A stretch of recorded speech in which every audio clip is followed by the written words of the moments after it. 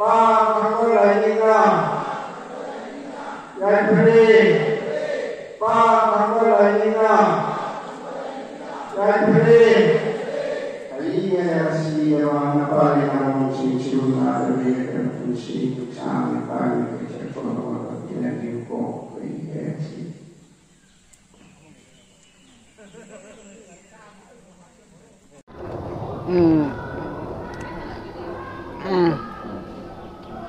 เพราะว่าอีหันบัดมาพมสิมาปูนะหายตาเร่วันดามาเป่าปีระปนี่อันนั้นอาศิงบ่ไต้บังกันอาจังงัมดาบะน่ะลำเลนะมาทำมีบันนี่อันนั้นชัดแล้วก็นงดำเส้นสังเลนสารุโซอันนั้นหายรักปะอันนี้นงดำสังเลนสานะเวทลำเสหอยมาพมสิทีบัดพังเดอันดูบุไลว่าพัฒนานาฮารุตกีอิมาอาลามหักเทงในอันมันตักปีระอิมาพมเส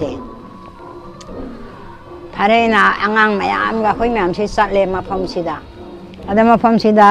ลำกิสนาน่ะมันมิงสิมวยน่ะทุนบันปามหักเลรามีมันมิงบุดิตาเทงในอิบอมจากโอบันนี่อันดูลำดาจังกาลก็จะสัตเลน่ะลำกิสนาน่ะทุนบะอันมาหักสินะมาพมสิดาลูสิมูตรามีมาทำมาอันมาหักเลรามีอันค่อยมีอันจะปดูดามานะดุมยาหานะมานะดุมขังไอ้นะมาบุขังเดมานะขังเฮ้ยมาบุญบุญสีดาครับยังไงครับอันนั้นนะไอ้มาทำคุยนั่งไงระมันนี่งาสิดีนั่งลาบุยเด็กโกอะไรมาบุญสินะพุ่งพายแล้วก็สร้างมาอย่างแบบเขาจะไปทำไมนะคุณด้วยนะมานั่งไงเราสิมาทำคุยนั่งไงเราบันนี้กูนั่งหลับไปสินั่งไงเลยไอ้มาพมสิไอ้ท่าดูจัดละเกอีมานั่งอุ่นได้สินารำเกโกลำเช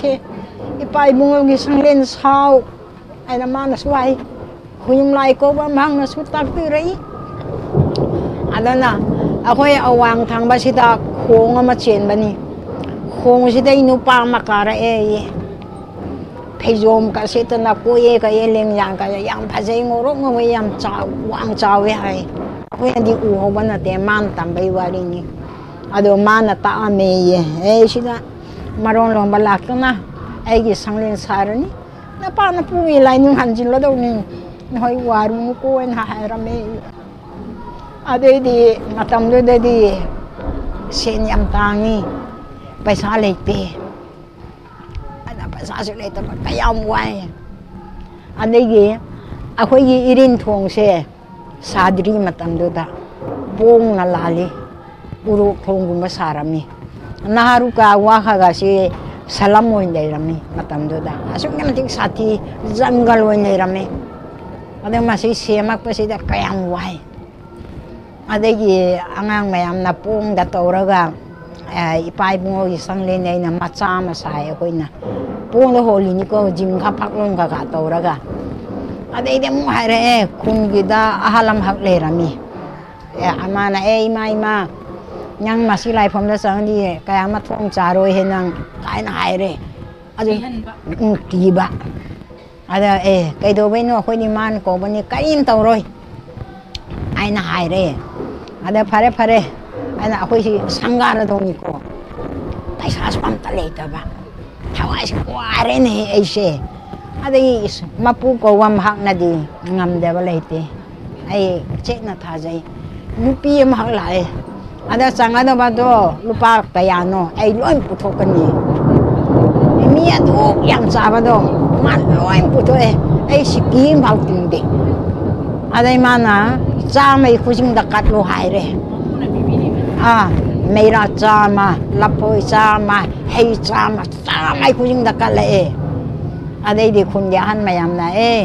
นั่งมังโกลอยแล้วนี่นั่งยายพารานี่นั่งช่วยแต่นั่งอะไรนะคุณยาหันมายามลอยสีแล้วจิตติอาจจะมวยน่ะช่วยยายพาบะให้กันเถอะทุกจานบีรามีหันละมันสิ่งสินะเอาดูไม่ตัวก็ได้ดี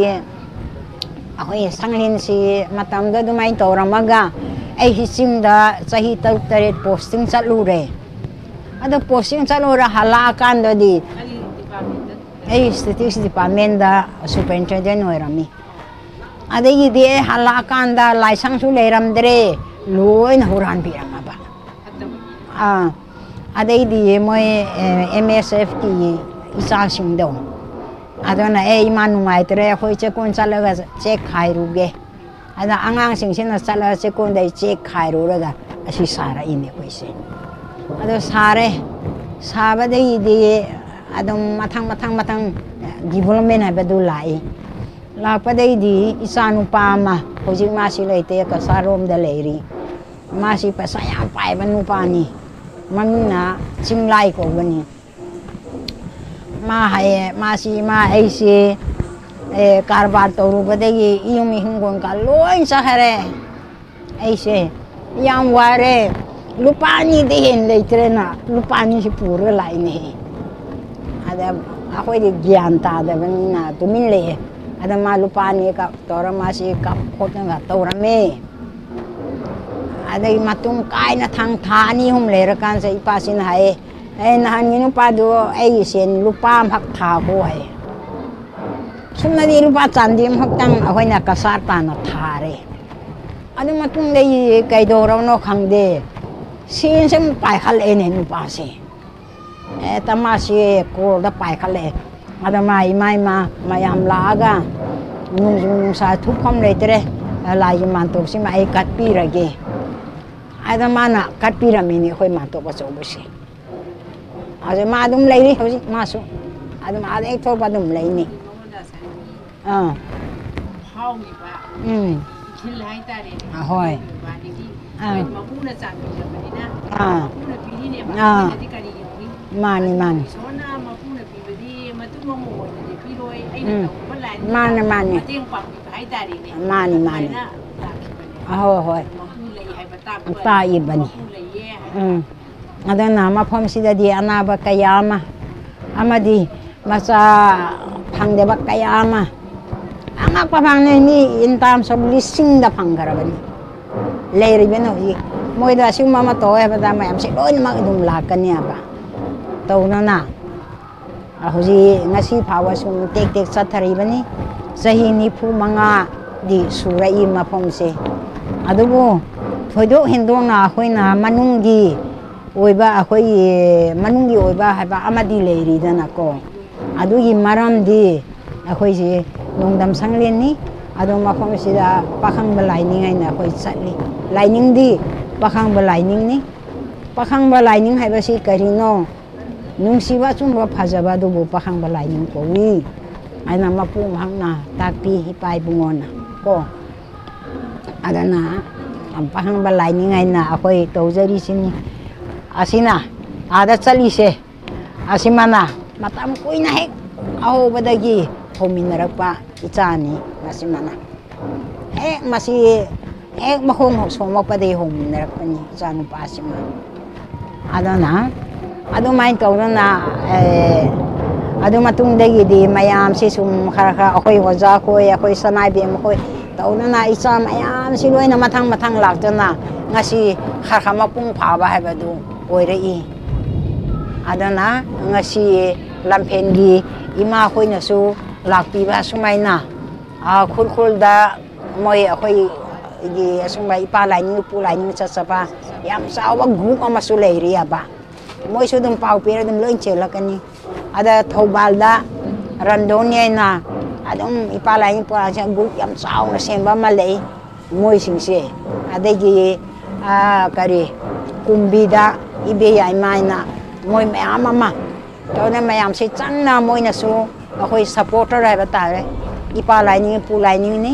ngasi meitei lebak ta miram lining loru bade akhoi si lekha ta hi bani natra adana adumba manghraba ningsing wathok traba ipa ipu i khubom len kaya pukhalakpa amasung akhoi lining la song si pukhalakpa adana akhoi da manaba khunai ba si pukhalakadoini adana akhoi mayam sina atu to pa lining chapta tare di wahan si manara oidorini maram adana ipai pu lining da pulap chatmina ba ma chatmina na ba ko ma aina aina aduga loina na asum min hangani pakhang balai ning haba si karino pa bu khangba teng ban ba mapu natra teng ban ba mapu si da ba lain thoi pai bungo bu ning jaba du bo pakhang ba koi aina takpi ko hae mapu hak ya thoi ba mapu ma ya thoi ba di karina sinthani hai na su hai bang amaroi wa khan asu lamba phangde magi thaujan se angak pani malem lai mai thaksida masing thingam deraba taibang mioi ba madi thawai pahan ba khaya gi namta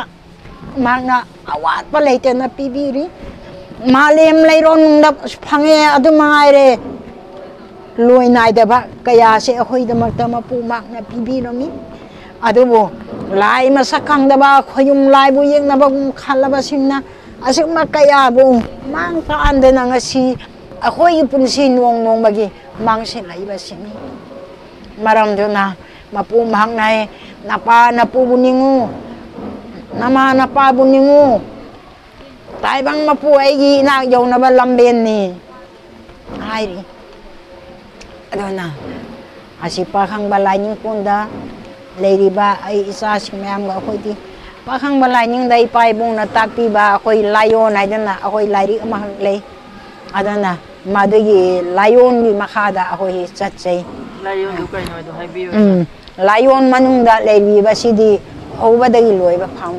namu tai bang oi ba singna sakada ba li chat sajat chakcha yu thak loi namak porong malem le semak pa tai bang mi sem lon awat pa leite na manung do da yaw re pagi kai noi ipai mona pibirak pa ya thang mayam si akhoi na sum sum tung silaga lai oi na phonga pani ada mapugi ya thang maktani 79 degi tung khalai ni 79 degi ngasi pawan lep tiri ba ko wahai ama do so koi manghande adum thamjilli maramaduna taibang noi ba singsi di kari hairuni akhoi na isa bo akhoi manghalli natara akhoi isa bu manghan jabani adana hai pan hai taibang malem nei mai thakta he nam taibang oi ba san hoi na ma te na wat na ba thami thiro noi thiba wat pana noi khang dabani malem lai ron da kayama nataba adana khoi na thiba humba wa pa de ngasi khoi si mi ga mi mana darani mitom na meitei sana le ba ta ge heningai kariyama maram leite adan meitei ni lai ma cha ne hai nei madubo asyang bani hai na lo bai yai maram di